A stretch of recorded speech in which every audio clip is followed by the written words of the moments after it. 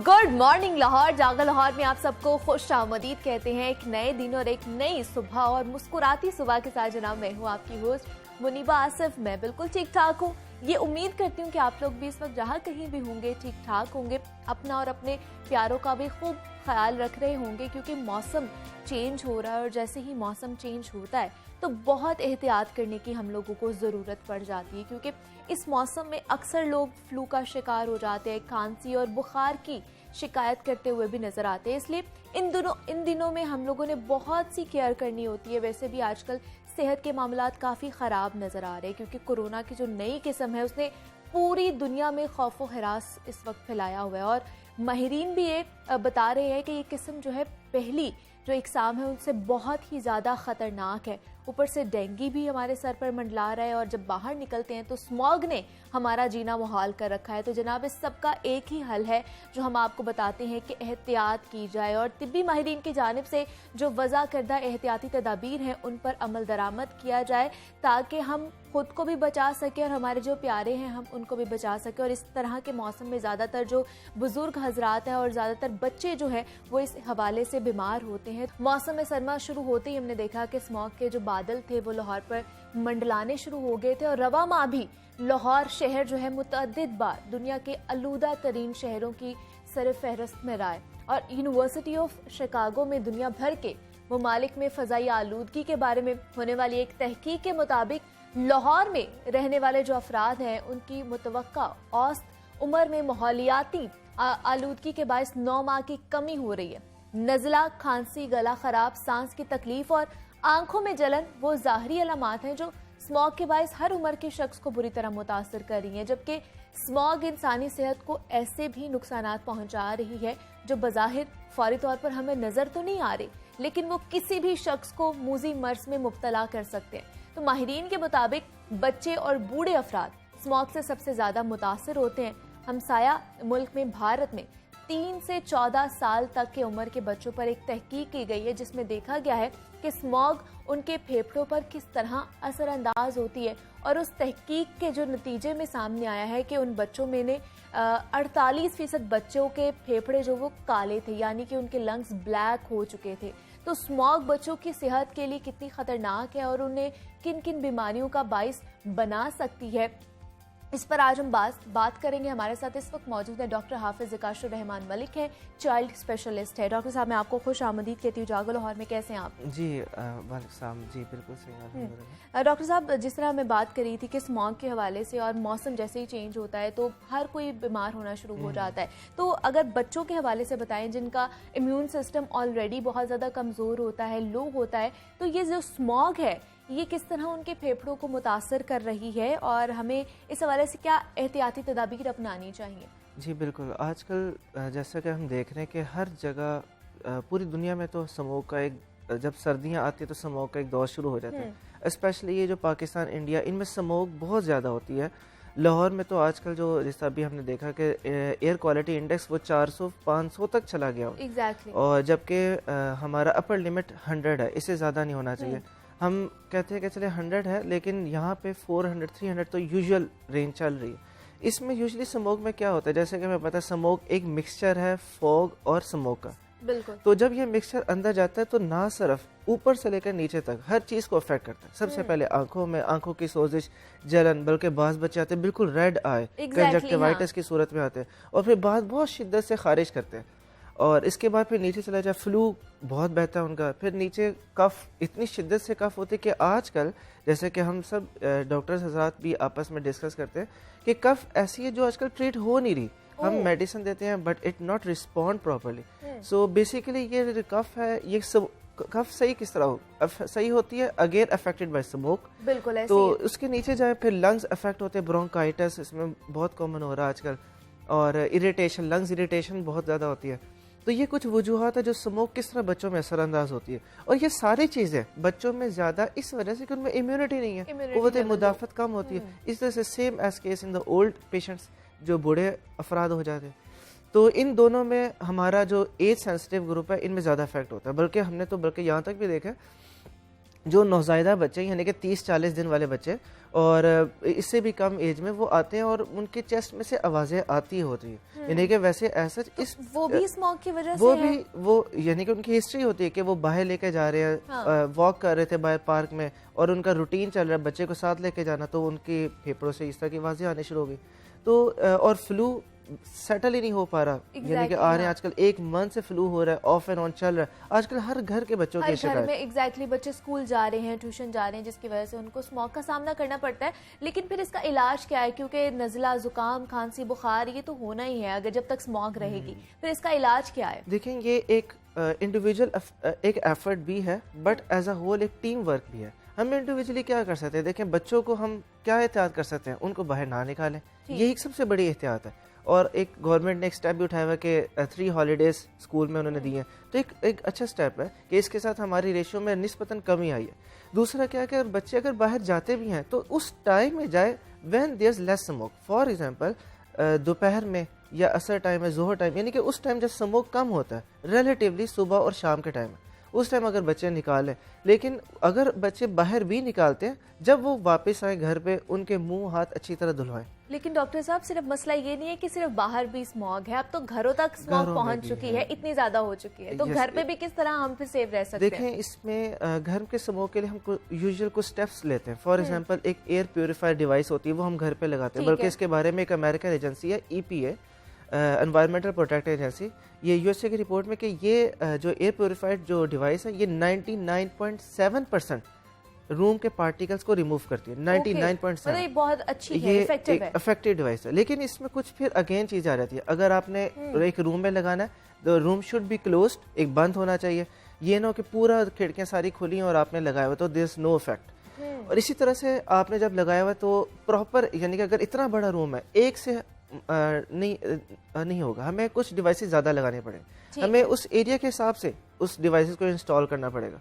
तो it again effects कि हमने प्रॉपर यूजेज किया है उसका। If this proper usage then it verily affects the health, ये फिर हेल्थ को बेहतर करेगा और इसके साथ बच्चों की बीमारी कम होती है, बल्कि सारे रूम के पार्टिकल्स को एब्जॉर्ब कर लेते हैं। तो ये एक अच्छी डिवाइस है और इंस्टॉल हम करते होते हैं यूजुअली अपने होम्स में, होटल्स में ये लगाते होते हैं, या ऑफिस में इस तरह की डिवाइसेस यूज होती हैं। लेकिन बच्चों के इम्यून सिस्टम को मजबूत करने के लिए फिर हमें क्या करना चाहिए? उनको किस तरह की ग़िज़ा खिलानी चाहिए? दूसरा क्या उन्हें वैक्सीनेशन लगवानी चाहिए कि उनका इम्यून सिस्टम जो है वो स्ट्रांग हो जाए? देखिए इम्यूनिटी बेसिकली है ही जो हमारे बॉडी में एंटीबॉडीज बनना।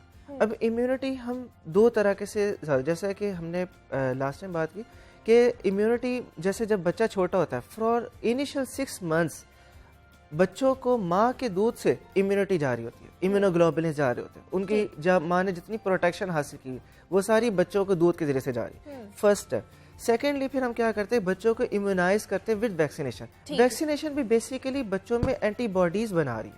तो बेसिकली दोनों का काम एक है, माँ का दूध है या वैक्सीनेशन है। वैक्सीनेशन भी अंदर जाके, यानी कि वैक्सीनेशन बेसिकली वीक जरासीम है, वो वीक जरासीम जो बीमार तो नहीं करेंगे लेकिन एंटीबॉडीज को प्रोड्यूस करेंगे। ठीक है, तो वो जाके एंटीबॉडीज प्रोड्यूस करेंगे, बच्चा इम्यूनिटी बढ़ेगी। और फिर डाइट इज वेरी इंपॉर्टेंट। हमारे यहाँ पे आजकल डाइट के आपको पता है, बाहर जाए सरांटीज है, जितने बिस्कुट, जितनी यानी कि जो बाजार के स्टफ है, ये they totally damage the our children.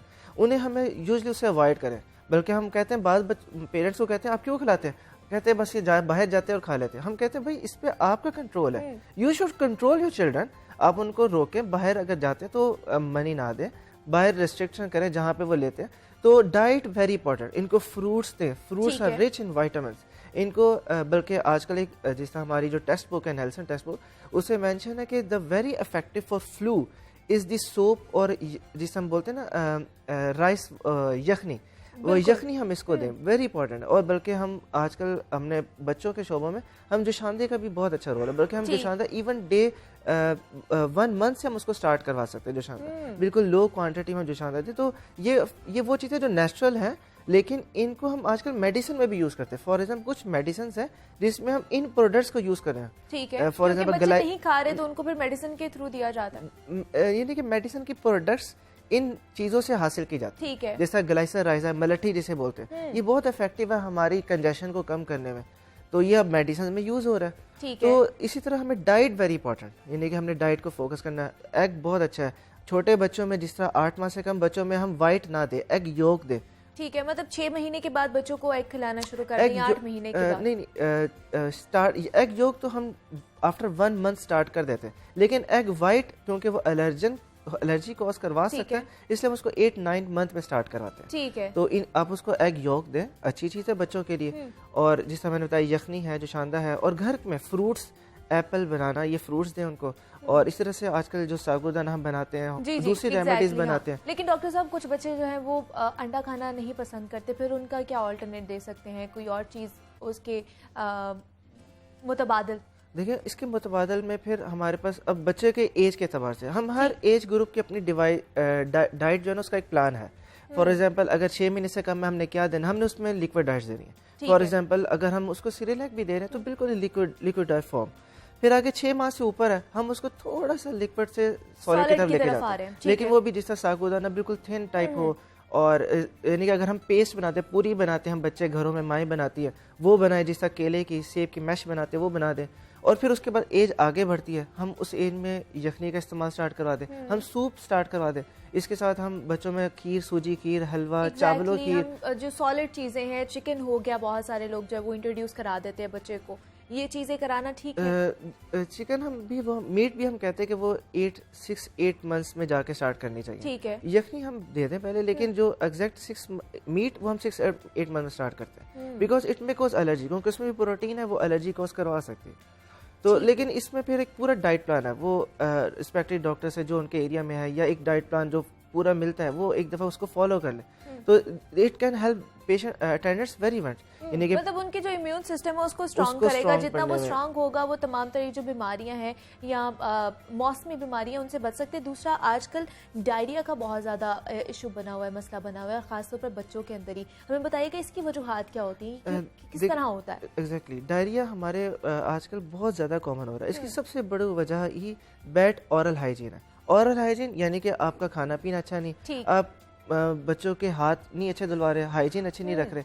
उसके साथ हमारे बच्चे होते हैं कि जाते फिरते हर चीज़ मुंह में डालना, हर चीज़ मुंह में डालना, तो बेसिकली वो अपने आप को बैक्टीरिया से, वायरसेस से अपने अंदर डाल रहे हैं। तो बच्चों में इतनी इम्यूनिटी होनी चाहिए कि वो इन छोटे बैक्टीरिया वायरसेस से बच सके। लेकिन फॉर एग्जांपल हमारे बच्चे इम्यूनिटी भी कम है, तो फिर हम उनको कम से कम डाइट अच्छी रखें, डाइट इन उनके हाइजीन अच्छी रखें, उनको उनके क्लोथ्स नीट होने चाहिए, उनको बात डे आफ्टर 1 उनको बात करवाएं। और इस तरह हमारे जो बच्चों की हाइजीन, ऑरल डाइट और हाइजीन जब ये बेहतर होगी तो डायरिया के केसेस कम हो जाते हैं। और फिर दूसरा ये कि आजकल कुछ जिस तरह ये सीजन स्टार्ट हुआ तो रोटा वायरस एक वायरस है जो इस सीजन में ज्यादा इफेक्ट होता है बच्चों में। तो हमें, क्योंकि आजकल इसकी भी वैक्सीन स्टार्ट हुई है, लेकिन फिर भी बच्चे, क्योंकि वैक्सीनेशन हमारे अब देखेंगे अक्सर इलाकों में बैकवर्ड एरियाज में वो वैक्सीन नहीं लगा रहे, उसको वो बॉदर ही नहीं करते, और रोटा वायरस बच्चों में इफेक्ट करता है और डायरिया कॉज करा के बड़ी जल्दी डिहाइड्रेशन कॉज करवा देते हैं। So both vaccination, hygiene, diet, यानी कि एक ये भी पूरी एक टीम अप्रोच है, इंटरलिंक जो है ये चीजें। अगर एक चीज खराब होगी तो ऑटोमेटिकली बाकी चीजें भी खराब होना शुरू हो जाएंगी, तो फिर बैलेंस रखना बहुत ज्यादा जरूरी है। दूसरा, मुझे डॉक्टर साहब बताइएगा, जिस तरह जैसे फ्लू और गला खराब और खांसी की हम बात कर रहे थे, तो ये इतना आम हो चुका है कि हर घर में मेरे ख्याल से अब नेबुलाइजर एक मौजूद होता है कि बच्चे को अगर खांसी है या खासतौर पर फ्लू है तो उसको नेबुलाइज किया जाता है। क्या घर पर ये चीज करना ठीक है या खतरनाक भी साबित हो सकती है? जी बिल्कुल, नेबुलाइजेशन का रोल वाकई प्रूवन है और इसके साथ रिस्पांस आता है। बल्कि जिस तरह आजकल स्मोक के केसेस में हमें ऐसे कफ फ्लू मिलता है, तो हमने देखा है कि जब हम नेबुलाइज करवाते हैं तो रिस्पॉन्ड वेरी रैपिडली और बड़ा अच्छा रिस्पॉन्स होता है। और ये आजकल ये एक और वजह भी है, जैसे कि एक हाइपोथेसिस है जिसे हम बोलते हैं हाइजीन हाइपोथेसिस। ठीक है। हाइजीन हाइपोथेसिस के मुताबिक कि जैसे जैसे जो बैकवर्ड एरियाज हैं वो अपवर्ड एरियाज में कन्वर्ट होते हैं, यानी कि डेवलपिंग एरियाज डेवलप्ड एरियाज में करते हैं, उसमें हाइजीन बेहतर होती है, यानी कि सफाई अच्छी हो जाती है। जैसे सफाई अच्छी होती है तो एस्थमा और एलर्जी के केसेस मजीद बढ़ जाते हैं। तो बेसिकली ये हाइपोथेसिस भी यही बता रही है कि जैसे कि हमारे जैसा लाहौर में लोग अब सफाई पसंद ज़्यादा हो गए, जैसे सफाई पसंद ज़्यादा है तो उनमें एलर्जी के केसेस, एस्थमा के केसेस, अर्टिकेरिया, खारिश के केसेस निस्बतन पहले के निस्बत ज़्यादा हो रहे हैं, और वर्ल्ड वाइड ये रेशियो बढ़ती चली जा रही है। तो जिस तरह आपने कहा कि हमें उसको किस तरह बचाना है, तो नेबुलाइजेशन इन केसेस में, जिस तरह एस्थमा में क्या है, हमारी नालियां सुखड़ी हुई हैं, ठीक है, म्यूकस बहुत बन रही है, तो वो कारआमद साबित हो सकता है, उसका नुकसान कोई नहीं है, कर सकते हैं हम, लेकिन उसमें सिर्फ जिसमें कुछ मेडिकेशन यूज करते हैं, नॉर्मल सलाइन जिस हम यूज करवाते हैं वो करना है जी। डॉक्टर हाफिज ज़िकाशुर रहमान हमारे साथ मौजूद थे, चाइल्ड स्पेशलिस्ट हैं। डॉक्टर साहब बहुत शुक्रिया आपके वक्त का। और जिस तरह हम बात कर रहे थे कि जनाब बच्चों के हवाले से उनकी सेहत बहुत ज़्यादा इंपॉर्टेंट होती है, तो उनको भी एहतियात आप लोगों ने करवानी है, वैक्सीनेशन भी लगवानी है, दूसरा उनके डाइट का बहुत ज़्यादा। जनाब मुझे यहाँ पे एक छोटी सी ब्रेक लेनी है, मिलते हैं इस ब्रेक के बाद।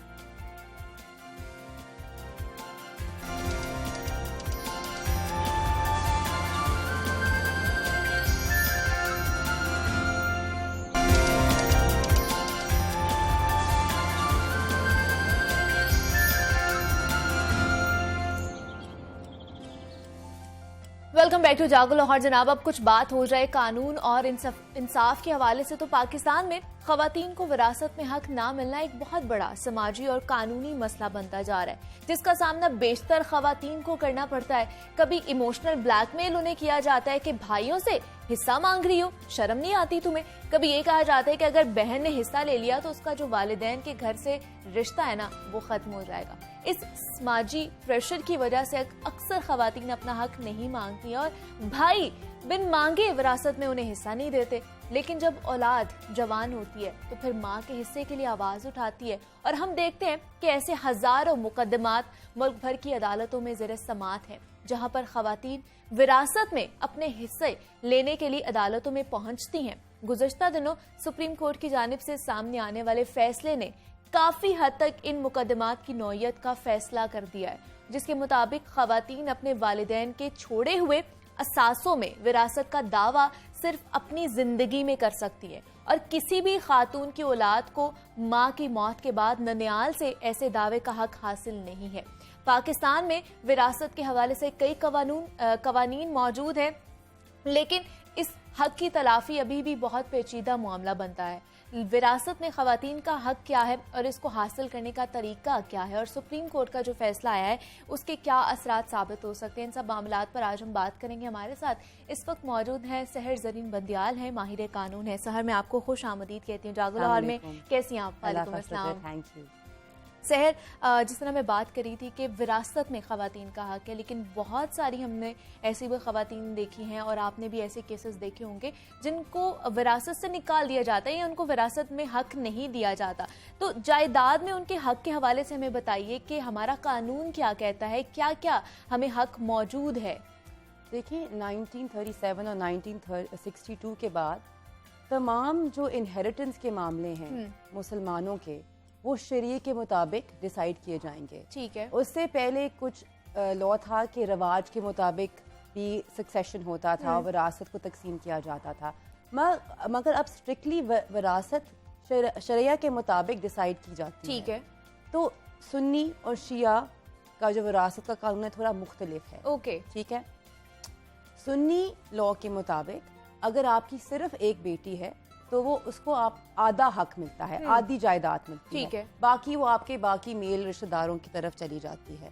अगर दो बेटियां हैं तो 2/3 यानी कि 2/3 हिस्सा दिया जाता है। ठीक और अगर बेटा है और बेटी है तो बेटे के बनिस्बत आधा हिस्सा मिलता है।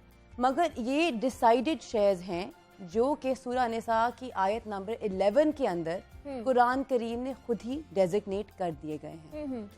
शिया लॉ के तहत थोड़ा मुख्तलिफ है। ठीक।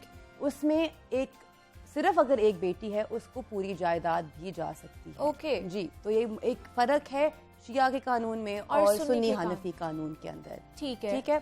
तो ये लॉ है, शरिया के मुताबिक हर औरत को उसका हक दिया जाना चाहिए। बिल्कुल ऐसे। और 2011 या 12 में पाकिस्तान पीनल कोड में सेक्शन 498 प्रोमलगेट किया गया, जिसमें ये बता दिया गया कि अगर एक औरत को उसकी विरासत से जबरदस्ती निकाल दिया जाए तो वो एक क्रिमिनल ऑफेंस है। उस पे आपको 7 साल इम्प्रिजनमेंट भी हो सकती है और तकरीबन 10 लाख रुपए जुर्माना भी हो सकता है। मतलब जबरदस्ती उसका हक छीन लिया जाए, ये कह सकते हैं कि घर वाले या भाई या कोई भी रिश्तेदार उसको उसका हक नहीं दे रहा, तो वो दायर कर सकती है केस, एक FIR दायर कर सकती है, ठीक है, और एक केस भी दायर कर सकती है, एक सिविल अदालत के सामने जाके एक सूट फॉर डिक्लेरेशन दायर कर सकती है कि मुझे मेरी विरासत में मेरा हक नहीं दिया गया। क्योंकि कानून ये कहता है कि जिस दिन माँ बाप की वफात हो उसी दिन बच्चों का विरासत के अंदर हक पैदा हो जाता है। ठीक है, ये इस पे दोबारा आएंगे, लेकिन मुझे ये सहर ये बताइए, मतलब अगर जायदाद का हिस्सा नहीं दिया जा रहा एक खातून को, फिर उसको किस तरह प्रोसीजर क्या होगा? मतलब बहुत सी जो खवातीन हमें देख रही होंगी उनको नहीं पता कि हमें किधर जाना है, दरखास्त किस तरह दायर करनी है, किसके पास जाना है, तो हमें थोड़ा सा प्रोसीजर बता दें। बिल्कुल। इसी साल enforcement of women's protection property enforcement of women's property rights act 2021 में प्रोमलगेट किया गया। ठीक है। इसमें एक बड़ा फैसिलिटेटिव मैकेनिज्म प्रोवाइड किया गया है कि अगर एक औरत को उसकी विरासत में हिस्सा नहीं दिया जा रहा तो वो ऑम्बड्स पर्सन के ऑफिस जाके कंप्लेंट फाइल करे। आई थिंक ऑम्बड्स पर्सन का ऑफिस कनाल पे कहीं मौजूद है लाहौर में। वो कंप्लेंट फाइल करे, ऑम्बड्स पर्सन इंक्वायरी शुरू कराती है या कराता है, उसमें फिर रिपोर्ट सामने आती है और फिर DC को भी इन्वॉल्व किया जाता है और कानून के फर्क आर्म्स के तहत, पुलिस के तहत ये इंश्योर किया जाता है कि औरत को उसकी जायदाद फराहम की जाए, रेवेन्यू रिकॉर्ड्स में उसका नाम तब्दील किया जाए। अब ये सब कुछ हो सकता है कोर्ट जाने के बगैर। ठीक है, ये बगैर भी हो ये सकता है। बगैर भी हो सकता है, आपको जरूरी नहीं है कि आप अदालत जाएं। ठीक है। ये 2021 में एक लॉ लाया गया है जिसके तहत ये फैसिलिटेटिव मैकेनिज्म प्रोवाइड किया गया है। दूसरा तरीका मतलब ये इससे पहले नहीं था जी। ऑम्बड्स पर्सन के दफ्तर में जाना, हाँ, ये जो ऑप्शन है ये पहले नहीं था, ये अब लेकर आए गए।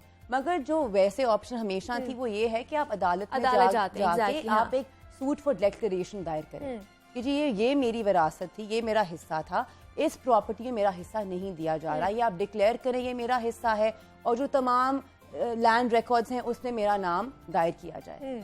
ठीक है। और अगर इसके बाद अगर अदालत का रुख किया जाए, अगर वहाँ से नहीं मिल रहा हमें हिस्सा, अदालत का रुख किया जाए, तो वहाँ पर कितनी देर में हमें फैसला मिल जाएगा जायदाद के हवाले से? देखिए जी, प्रॉपर्टी डिस्प्यूट जो जनरली अदालत में काफी टाइम लगता है। हमारी अदालत में प्रॉपर्टी डिस्प्यूट्स की हद तक डिले है, we have to admit it. इसीलिए जो ऑम्बड्स पर्सन के सामने फोरम क्रिएट किया गया है, इसमें एक टाइम लिमिट भी प्रोवाइड किया गया है कि जितना जल्दी हो सके एक औरत को उसकी प्रॉपर्टी फराहम की जाए और ये प्रॉपर्टी लिटिगेशन में ना हो। ठीक है। तो कोर्ट जाने से मैं एडमिट करती हूँ कि डिलेज हैं, प्रॉब्लम्स हैं, मगर ये कहना कि अगर डिले है मैं अपना हक ना मांगूं, वो भी ये आपको उस एटीट्यूड से आगे बढ़ना चाहिए, बाहर निकलना है कि अगर हमें इंसाफ नहीं मिल रहा तो हमने उसके आवाज भी नहीं उठानी, उसके खिलाफ आवाज आप उठाएं, इंसाफ भी आपको मिल जाएगा, जवाब बिल्कुल मिलता है। एग्जैक्टली। तो मुझे बताइए कि अगर सिर्फ एक शख्स की बेटियां ही हैं तो उसकी वफात के बाद किस तरह तकसीम होगी जायदाद उनके अंदर? जी, अगर सिर्फ एक बेटी है, अगर सुन्नी हनफी लॉ अप्लाई करता है तो उसको सिर्फ आधी जायदाद मिलेगी। ठीक है। और फिर बाकी जा सकती है भाइयों के पास, बाप के भाइयों के पास, बाप के नेफ्यूज के पास जा सकती है। अगर दो बेटियां हैं तो 2/3 हिस्सा यानी कि 2/3 हिस्सा मिलेगा प्रॉपर्टी के अंदर।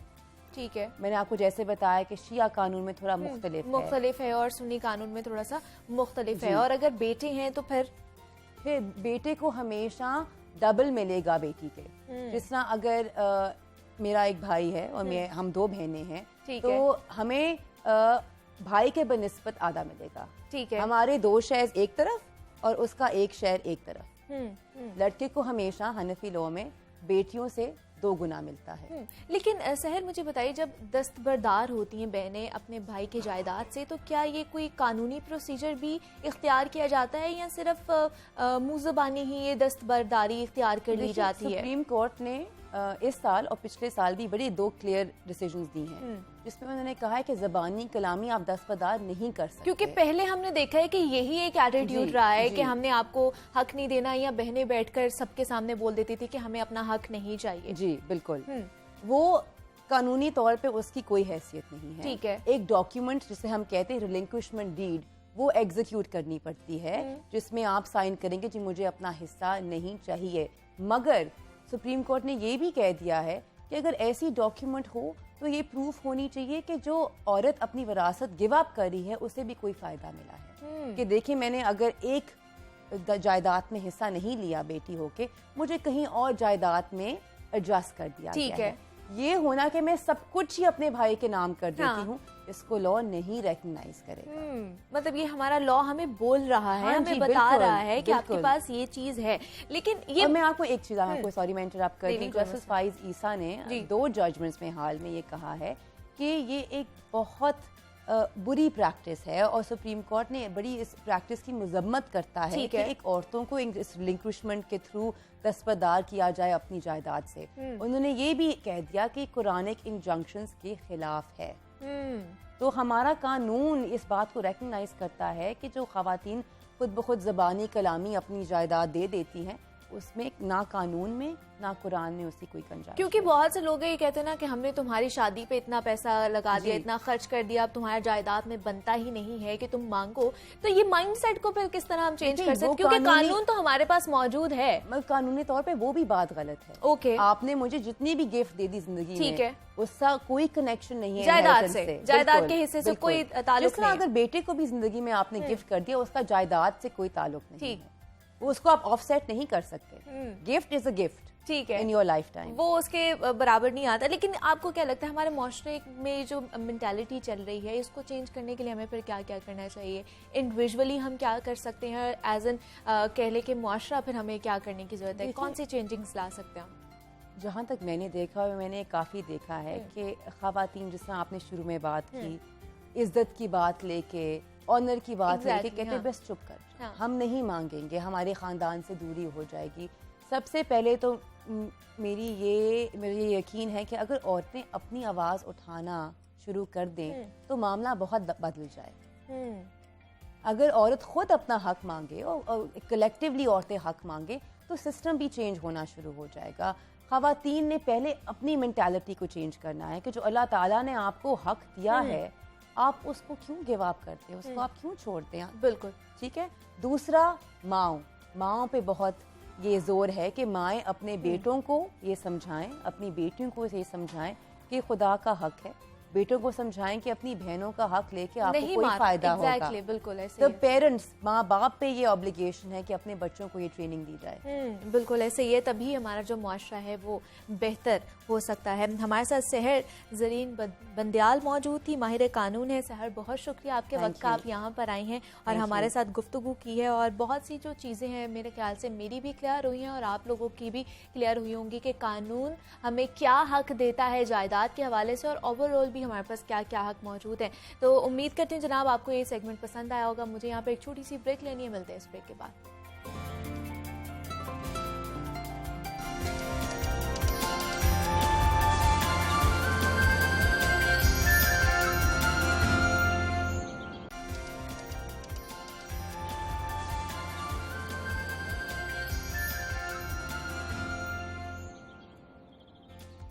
वेलकम बैक टू जागो लाहौर। जनाब, ब्रेक से हम वापस आ चुके हैं और सेगमेंट है ये हमारा लाहौर की दुनिया, जिसमें हम लाहौर और लाहौरियों के मसाइल का तज़किरा करते हैं और माहिरीन उन मसाइल को हल करने की तजावीज़ फराहम करते हैं और अरबाब इख्तियार उन मसाइल को हल करने के लिए इक़दाम के हवाले से आगाह करते हैं। आजकल लाहौर का जो सबसे बड़ा मसला बना हुआ है वो है स्मॉग, और स्मॉग पैदा होने की एक बड़ी वजह गाड़ियों का धुआं है।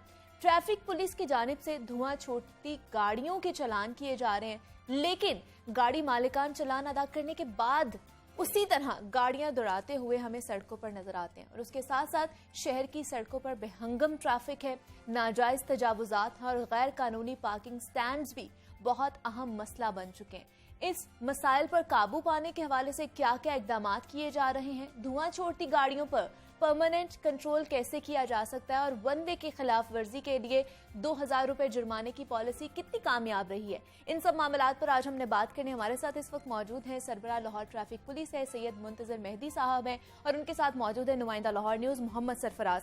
सर, मैं आपको खुश आमदीद कहती हूँ जागो लाहौर में, और सरफराज आपको भी खुश आमदीद कहती हूँ। सर, आपसे से स्टार्ट कर लेते हैं और हम देख रहे हैं कि शहर लाहौर की अगर सड़कें देख लें, एक तो वसी होती जा रही है, दूसरा सिग्नल फ्री भी बनती जा रही है, लेकिन फिर भी ट्रैफिक जैम रहना मामूल है।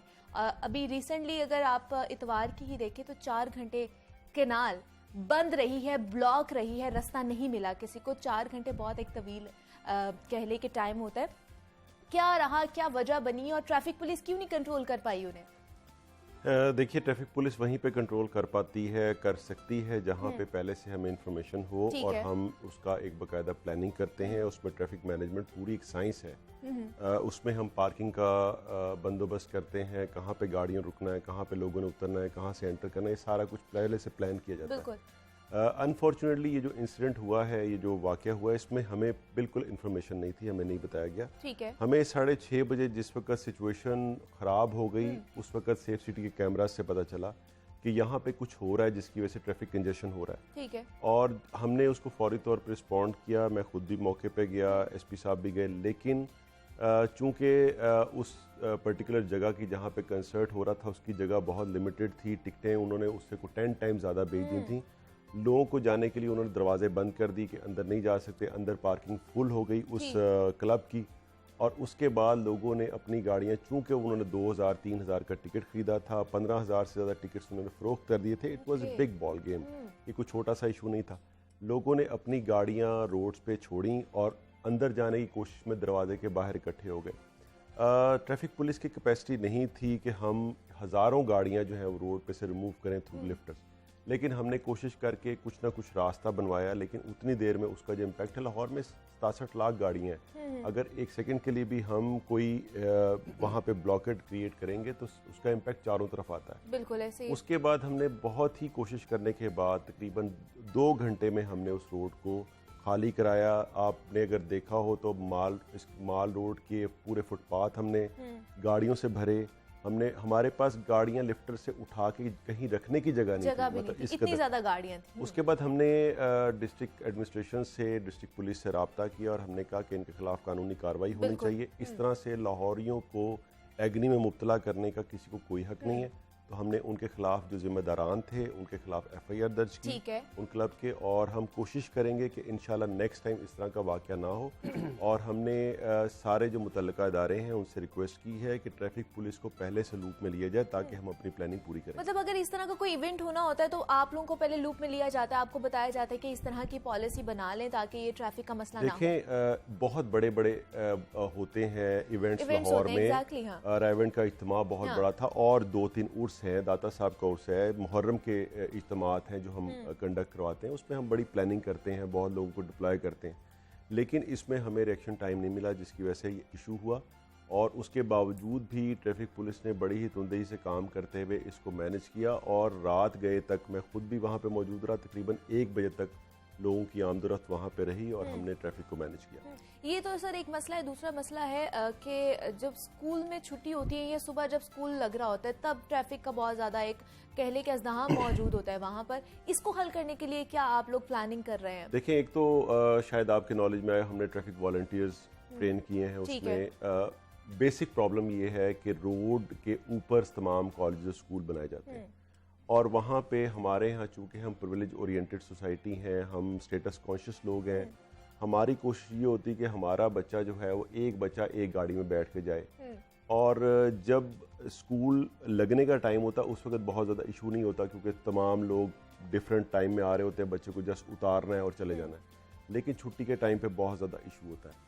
कुछ चीज़ें हैं जो हमारे करने की थी, कुछ हैं जो पॉलिसी मेकिंग के इशूज़ हैं। पॉलिसी मेकिंग का इशू ये है कि मैंने रिकमेंडेशन ये दी है कि तमाम कॉलेज स्कूल्स उस कैपेसिटी की बसें अपनी पैदा करें जितने बच्चे उनके पास पढ़ते हैं और उनको pick and drop school buses में किया जाए ताकि ये ट्रैफिक की कंजेशन पैदा ना हो।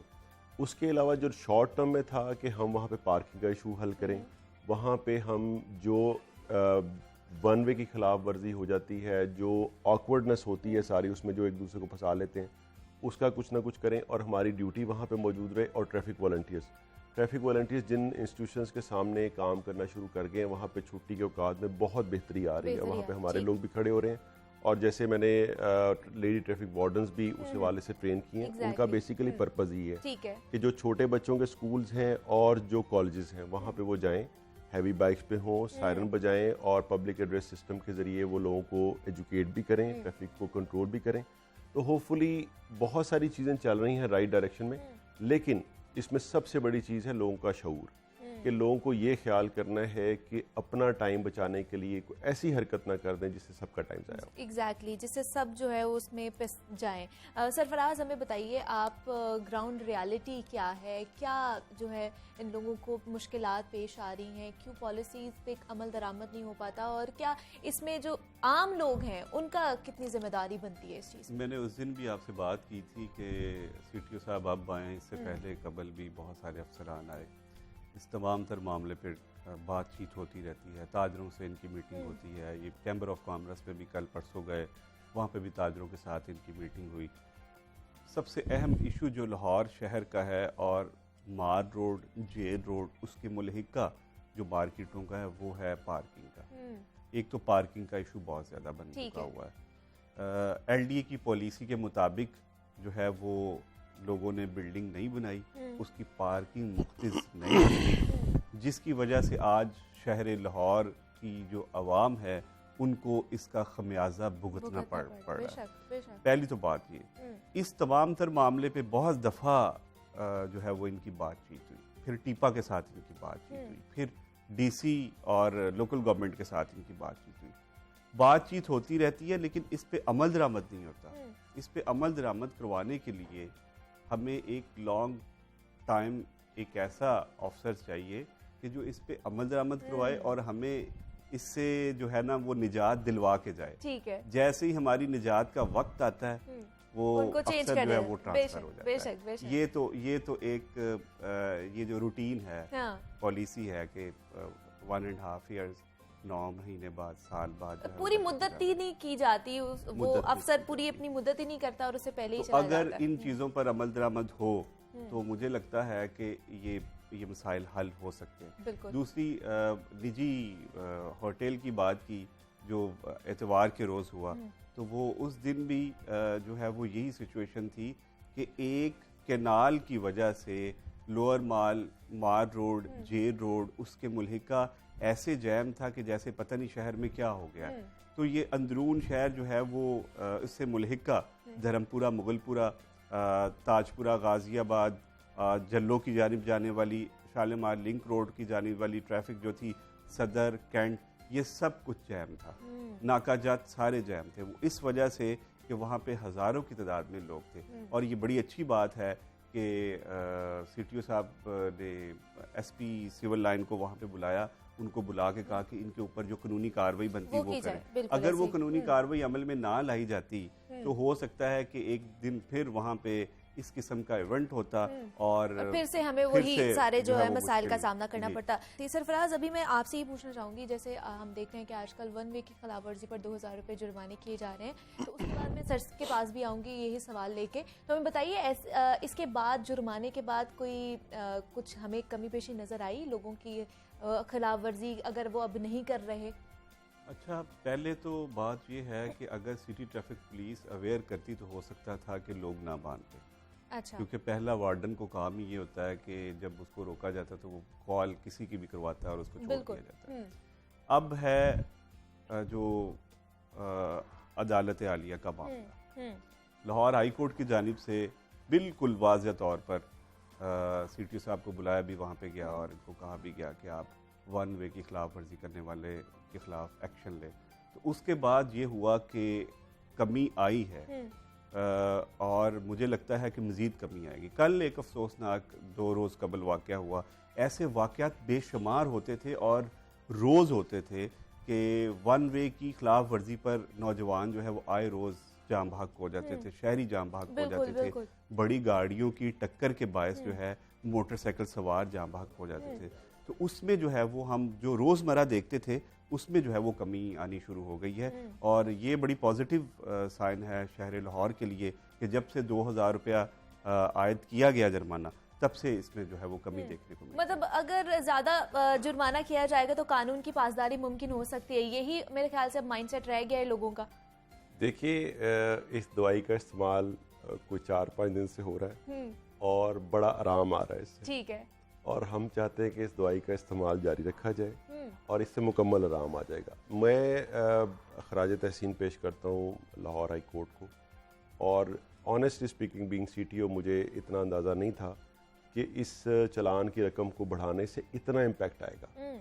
ये इतना बड़ा इम्पैक्ट है और हम इस पे मुख्तलिफ स्ट्रेटजीज बना रहे थे, मुख्तलिफ गैजेट्स को इस्तेमाल करने का सोच रहे थे कि ये इसके टायर बस्टर्स लगाए जाएँ, फलां किया जाए। एक्चुअली बात सिर्फ इतनी सी है कि 200 रुपए का चलान जो है उस तरह से तंग नहीं करता। बिल्कुल बिल्कुल 2000 के वो भी चलान माफ करवा लिया जाए। एग्जैक्टली वो भी फोन करके कह दिया जाता था। अब ये जो 2000 रुपए हैं, ये जिसको एक दफा हो रहा है वो आगे 200 बंदों को बताता है कि मेरा चलान हुआ है। और हमने सिर्फ चलान करने शुरू नहीं किए, हमने अगर 2000 के चलान पे किसी को वार्निंग भी दी है, ठीक है, तो वो बड़ी ही तमीज से मोटरसाइकिल और गाड़ी चलाता हुआ गया। अच्छा। उस वार्निंग को लेके बड़ा खुश गया है। 200 रुपए पे वो हमारा एहसान वार्निंग वाला मानने को तैयार नहीं था। बिल्कुल कि ऐसे ही। अच्छा जी हाँ। ठीक है, आपने 200 का चलान करना कर दें, टाइम जाया ना हाँ। करें। अब 2000 पे अगर मैंने खुद बहुत सारे लोगों को वार्न किया है जिनकी मुआशी हालत ऐसी नहीं लगती कि 2000 पे पे कर सकते हैं, उनको मैं लेक्चर देता हूँ, पूछता हूँ कि भाई अगर तुम पे नहीं कर सकते तो फिर वायलेशन क्यों कर रहे हो। तो मेरी शहरियों से भी अपील है कि वायलेशन करने से पहले अपनी मुआशी हालत ज़रूर देख लें। अगर तो अफोर्ड करते हैं 2000 रुपये तो ज़रूर वायलेशन करें, हम चलान करेंगे। अगर अफोर्ड नहीं करते तो फिर तमीज़ से सीधे रास्ते पे मोटरसाइकिल को चलाएं, गाड़ी को सीधे रास्ते पे चलाएं। मतलब इस तरह की चीजें आएंगी तभी हम सीधे हो सकते हैं मेरे ख्याल अच्छा मुनीबा, यहाँ पे ना मैं एक अहम चीज़ आज डिस्कस करना जरूर। चाहता हूँ सर के साथ कि आप टाइम की थोड़ी सी किल्लत है, आप जल्दी लोगों हो की जाए। टीम जो है वो निकल रही है स्मोक के लिए। जो ट्रांसपोर्टेशन का एक महकमा है, जो ट्रांसपोर्टेशन के अहलकार हैं, उनकी ड्यूटी ही यही है कि इन गाड़ियों को चेक करना और रोकना। क्या आपकी उनके साथ मीटिंग हुई? क्या आपने उनके साथ ही बात की? सरफराज, मैं ना आपको ये बता दूं, ये बड़ा खुश आइंद है हमारा इस वक्त कि इस वक्त तमाम, मैं ये क्रेडिट लेता हूँ कि ट्रैफिक पुलिस ने इसको सबसे पहले सोचना शुरू किया, लेकिन इस वक्त ये सिचुएशन है कि तमाम महकमे कुछ ना कुछ ज़रूर कर रहे हैं। एक कोऑर्डिनेशन ज़रूर हो रही है, मीटिंग ज़रूर हो रही है। मैं इसमें एक बात ज़रूर कहता हूँ कि हमें तमाम महकमों को इस बारे में नहीं सोचना कि कौन सा काम किसका है। हमें काम को करना है, क्योंकि ये सिचुएशन वो है जिसमें वाकई ही हमारे बच्चे जो हैं ख़तरे का शिकार हैं। फ़ज़ाई आलूदगी बहुत बढ़ गई है, हम सबको मिलजुल के काम करना है।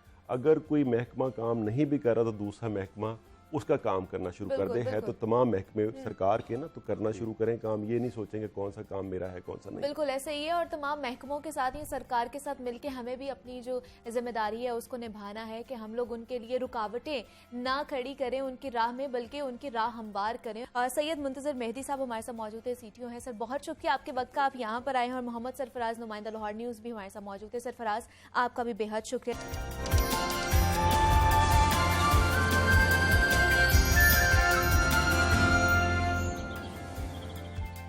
वेलकम बैक टू जागो लाहौर। जनाब, अब कुछ बात हो जाए सेल्फ केयर के हवाले से, तो जैसे ही मौसम अंगड़ाई लेता है तो हमारे जो सेल्फ केयर के तकाजे हैं वो चेंज होना शुरू हो जाते हैं। और आपको पता भी है शादियों का ये सीज़न है, और ऐसे में हमने खुद को किस तरह या अपनी स्किन को किस तरह हम लोगों ने तरोताज़ा रखना है, फ्रेश रखना है, चेहरे की जो रौनक है उसको किस तरह बरकरार रखा जाए, ये एक अहम मसला बनता जाता है। क्योंकि जैसे ही सर्दियाँ आती हैं तो हमारे स्किन के रिलेटेड या फिर हमारे बालों से रिलेटेड बहुत सारे जो हैं इश्यूज़ सामने आना शुरू हो जाते हैं, जिसमें हमारी स्किन पैची हो जाती है, ड्राई स्किन हो जाती है। उसके बाद जो ख़ास तौर पर जो मसला आता है वो बालों के हवाले से आता है कि बालों में डैंड्रफ बहुत ज़्यादा होना शुरू हो जाती है और बाल रूखे नज़र आते हैं, खुरदरे बहुत ज़्यादा हो जाते हैं। मतलब वो जो उनमें एक कह लें कि शाइन नहीं रहती जैसे ही सर्दियाँ आती हैं। तो बालों का जो गिरना है वो बहुत ही ज़्यादा एक मसला बनता है, जिसकी वजह से हमारा दिल दुखता है, ख़ास तौर पर ख़वातीन की मैं बात कर रही हूँ। तो आज हम बात भी इसी वाले से करेंगे कि सर्दियों में हमने अपनी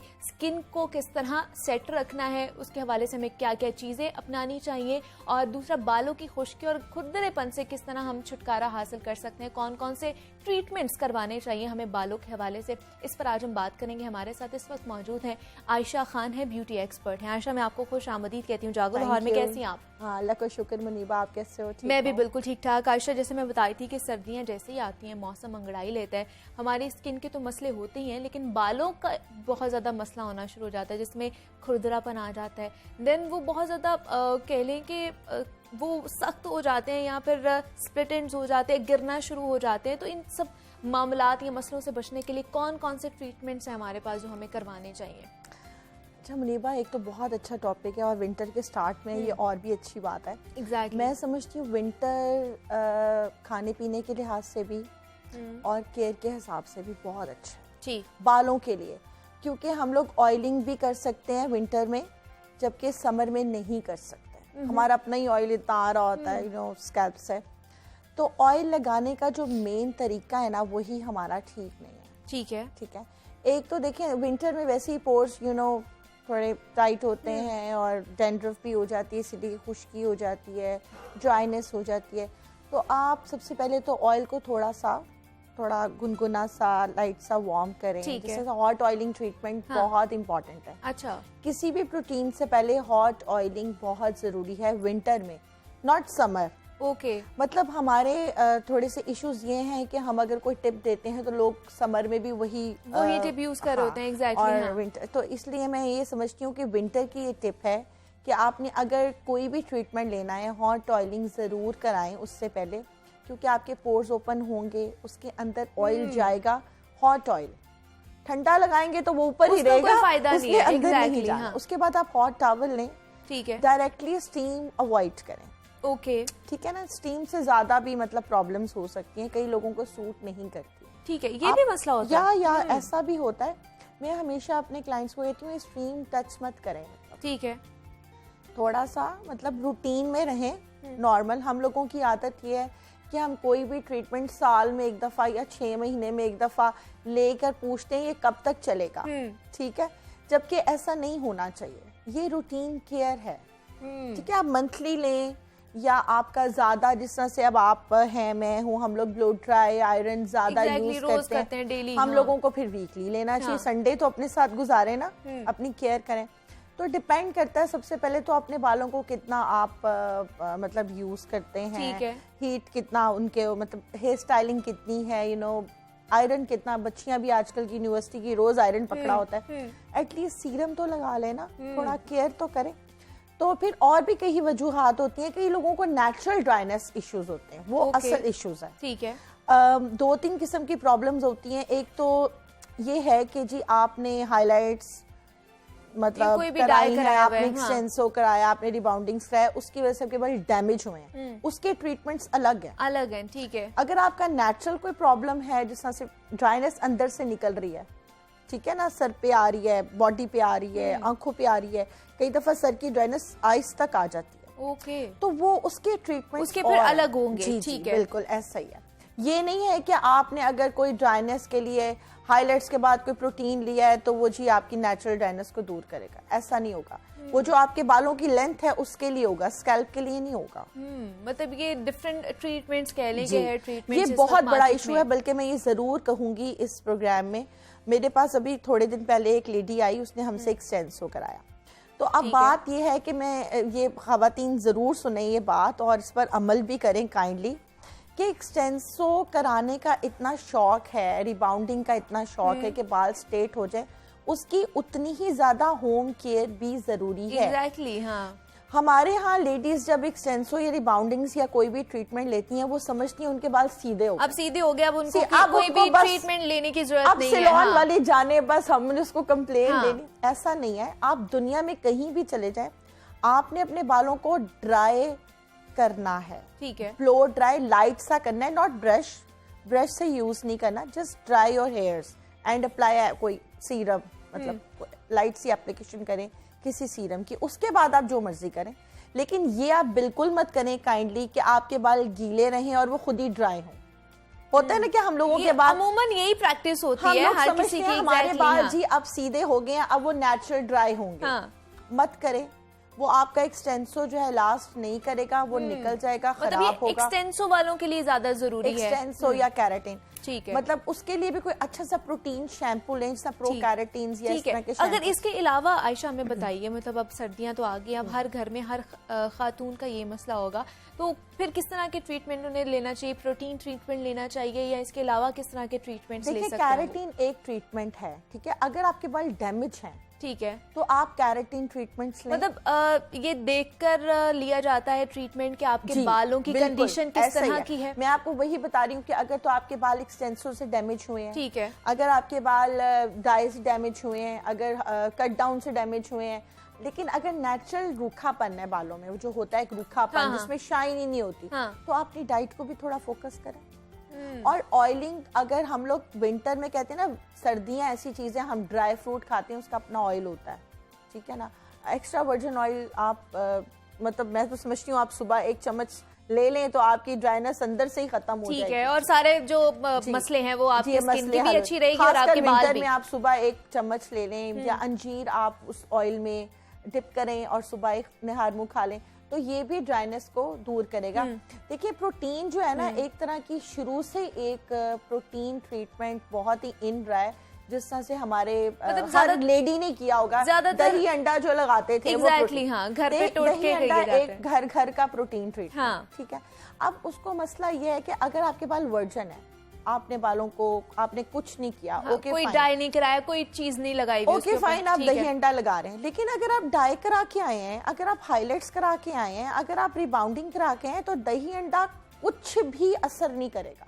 ओके, उसको फिर हाई प्रोटीन्स चाहिए, वो फिर उसके ट्रीटमेंट, उसको पावर डोज चाहिए, उसको ट्रीटमेंट सही है। अगर आपने ऑयलिंग करनी है तो हॉट ऑयलिंग करें ताकि वो अंदर जाए आपके। तो अभी जैसे आप कह रही हैं कि हाई प्रोटीन ट्रीटमेंट उसे चाहिए, फिर वो किस तरह होगा और वो कितना एक्सपेंसिव होता है, देन वो कितनी देर लास्ट करता है? अच्छा, पता क्या बात है, अब इतनी अच्छी कंपनीज आ गई हैं, काफी ज्यादा एक्सपेंसिव। देखें, ये तो एक बात है कि आप जितना क्योंकि खवातीन ये कहती हैं हम घर में ये टोटके कर लेंगे तो हम सही हो जाएंगे, क्योंकि ये ट्रीटमेंट्स बहुत ज्यादा एक्सपेंसिव है, हम अफोर्ड नहीं कर सकते। जी जी बिल्कुल ऐसा ही है। लेकिन ये है कि अब काफी ऐसी कंपनीज हैं जो अफोर्डेबल भी हैं, मतलब मैं कंपनीज का नाम तो नहीं बता सकती। आप अपने सैलून में जाएं, उनसे रिकमेंड कराएं। मतलब मैं तो हमेशा 3-4 शैम्पूज रिकमेंड करती हूँ कि जो तुम्हारी रेंज में है वो यूज कर लो, ठीक है। लेकिन ये प्लीज मत करो कि जी आपने अगर कैरेटिन कराया तो आप प्रो कैरेटिन शैम्पूज यूज नहीं करी, आप जाके जी किसी आम शैम्पू से सर धो लें, वो सारा निकल जाएगा, फिर मत करवाएं। अगर आपने करवाना है तो फिर वही शैम्पू यूज करें, वही मास्क यूज करें जो आपको रिकमेंड किया जाता है। अगर आप अफोर्ड नहीं कर सकते तो 3-4 शैम्पूज मैं तो रिकमेंड कर देती हूँ, मतलब जो आप अफोर्ड कर सकते हैं आप। बिल्कुल ऐसा ही है। आयशा, जैसे हम बात कर रहे थे शैम्पू के हवाले से कि किस तरह का शैम्पू हमें यूज करना चाहिए अपनी बालों की कंडीशन देखते हुए, या कौन कौन से उसमें केमिकल्स नहीं होने चाहिए जो हमें शैम्पू यूज करना चाहिए? देखिए शैम्पू सबसे पहले तो शैम्पू यूज जो है ना वो कम से कम करना चाहिए। ठीक है, ठीक है। हमारे यहाँ जो सबसे बड़ा पॉइंट ये है कि हम भर भर के शैम्पू यूज करते हैं और ऑयल पहले बहुत ज्यादा लगाते हैं, समझे हमारे बालों की डेथ हो जाती है। हाँ। एक्सटेंसो के बाद हम ऑयल लगा के और शैम्पू 3 दफा करें, क्या उसका कोई फायदा नहीं है, ठीक है ना। कम शैम्पू यूज करें, बल्कि शैम्पू डायरेक्टली स्कैल्प पे डालें ही ना, उसको थोड़ा माइल्ड करें। ओके। शैम्पू हमेशा स्कैल्प के लिए होता है और मास्क आपकी लेंथ के लिए होता है। हम लोग कई दफा मास्क भी अपने स्कैल्प पे लगाकर और बाल जो है ना हमारे हाथ में, कंडीशनर भी हम लोग अपने स्कैल्प पे लगा देते हैं। वो मास्क एक्चुअली जो जब हम लोग प्रोटीन मास्क यूज करते हैं वो इतना रिच होता है कि वो स्कैल्प पे लग जाए तो बाल निकलना शुरू हो जाते हैं। वो बहुत कम क्वांटिटी, कम से कम। मैं हमेशा कहती हूँ मेकअप में भी बेस कम से कम, शैम्पू कम से कम, क्वांटिटी उसकी कम रखें। मास्क तो आप समझ लें मटर के 2-3 दाने जो होते हैं ना, बस ऐसे लगा के उसको थोड़ा ब्लेंड करें अपने हाथ पे और फिंगर से लगाएं, ऐसे करके बिल्कुल। मतलब ये कुछ टिप्स हैं जिनके हम इख्तियार करेंगे इन टिप्स को, तो मेरे ख्याल से हमारी स्किन भी अच्छी रहेगी और हमारी जो सेल्फ केयर की रूटीन है वो अच्छी हो सकती है। आयशा खान ब्यूटी एक्सपर्ट हमारे साथ मौजूद थी। आयशा, बहुत शुक्रिया आपके वक्त का, आप यहाँ पर आई हैं और उम्मीद करते हैं जनाब आज का प्रोग्राम आपको पसंद आया होगा। मुझे अब आपने इजाज़त देनी है जाते जाते। नाजिया हसन का गाना है आंखों को मिलाने वाले, आंखें मिलाने वाले, तो आप वो सुनिए और मुझे इजाज़त दीजिए। अल्लाह हाफिज़।